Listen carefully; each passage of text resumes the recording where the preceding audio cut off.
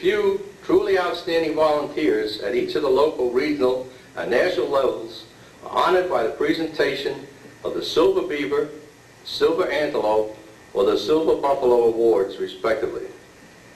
This is one way the organization says thanks for the untold hours of blood, sweat, and tears on behalf of America's youth. I invite all recipients of these silver awards to stand and be recognized.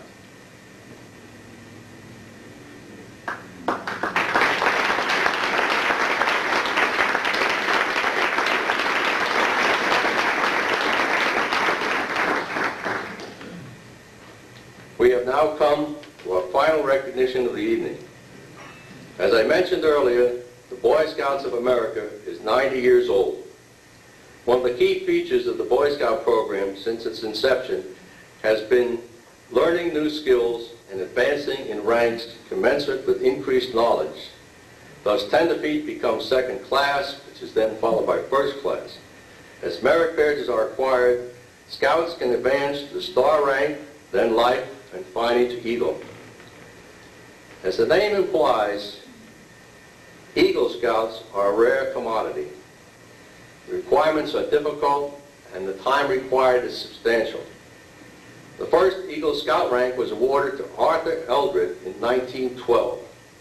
Although hundreds of thousands have earned the rank since, this number still represents less than 2% of all the young men ever involved with Boy Scouting.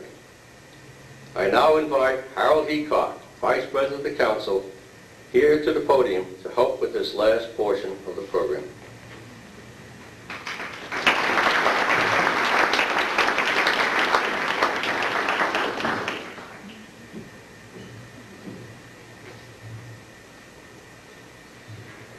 Thank you, John.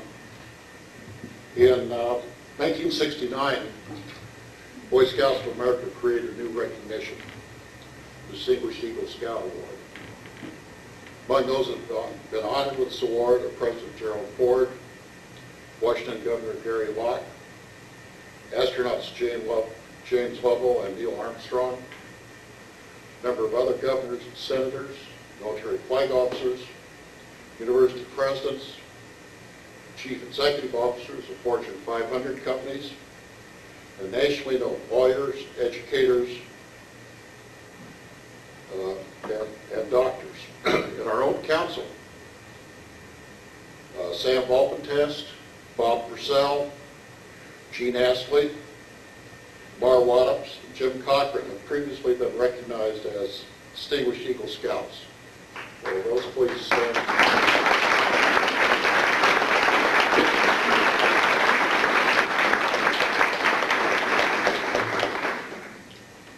Each of the recipients has risen to a status, fame, or eminence in his chosen field or chosen life work prior to receiving the award.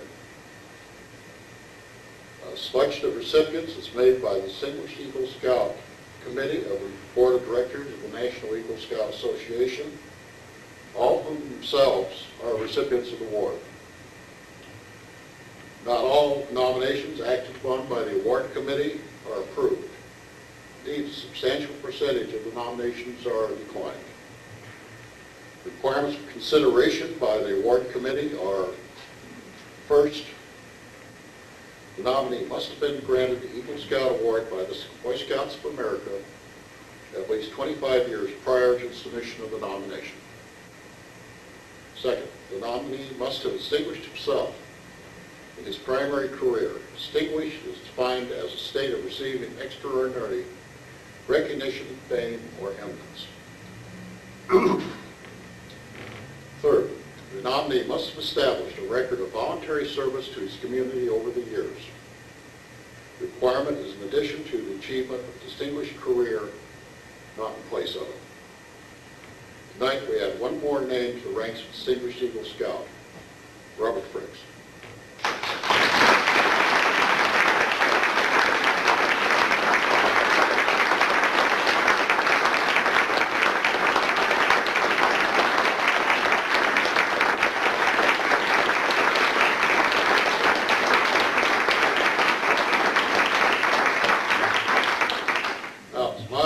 Pleasure to give you a little background on Bob, I started out as a Cub Scout in 1947.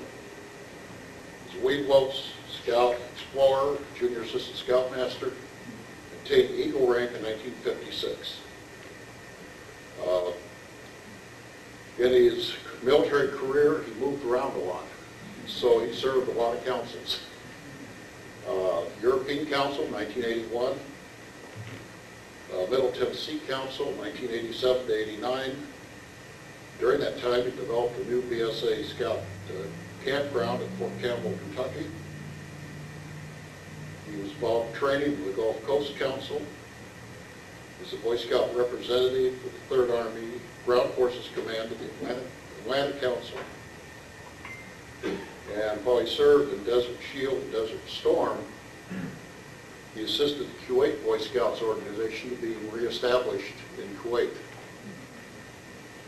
He came back to the Atlantic Council, San Francisco Council. He represented the Boy Scouts to the 6th Army Command for support. He's been with the Blue Mountain Council as our finance vice president since 1997.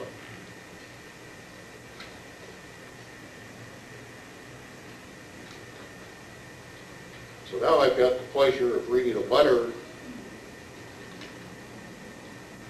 from Senator Gordon. It's with great pleasure that I have an opportunity to congratulate you as you receive the Distinguished Eagle Scout Award. In recognition of your award, I've entered the following statement into the congressional record.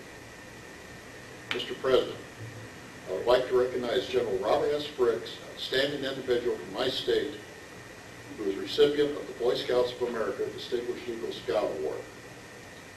This award is bestowed only to a select group of Eagle Scouts who are recommended and chosen by a National Review Board as distinguished individuals who have shared their talents with their communities.